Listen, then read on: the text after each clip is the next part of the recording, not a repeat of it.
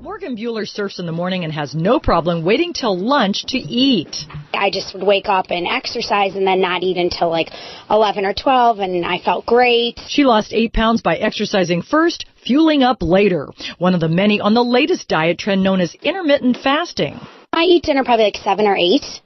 And then normally go like 16 hours before my next meal. Bueller didn't know it, but she was trying the 8-hour diet that proposes eating what you want for 8 hours, then fasting for 16, even skipping breakfast. You know, this is brand new science. This is a plan that basically says you can eat all your calories in your day, but you're going to start eating in 8-hour windows, even just 3 days a week. So it could be 11 to 7, 9 to 5, 12 But it's to 8. controversial, and it goes against some of the things we're about to talk about. Go against what we've been taught for years.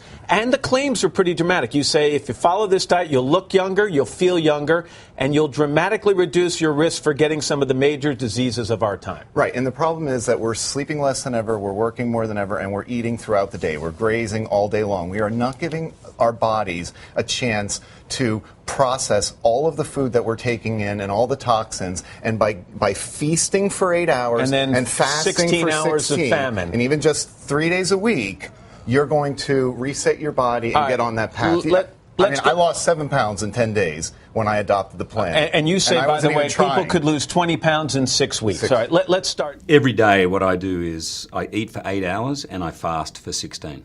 And so from about 10 in the morning till 6, for this I eat way too much, and then nothing after that. It's very unsocial. Social life. Very bad. Going out for dinner, I was like, we're going to get to the restaurant before 7, before like the bewitching hour. Yeah. Okay, last drink. But the thing I didn't realise in the first one was 70% of how you look is your diet. So I thought it was all about weights and lifting and the gym. And yes, you have to train hard, but that's not nearly as important as the diet.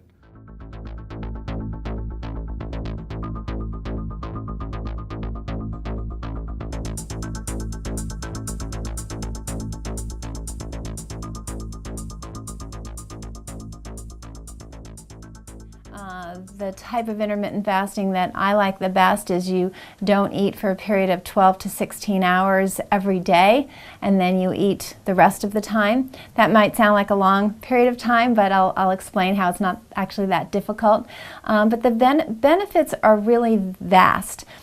Giving the body that break from eating decreases insulin levels. Insulin is something we have a tremendous problem with in this country.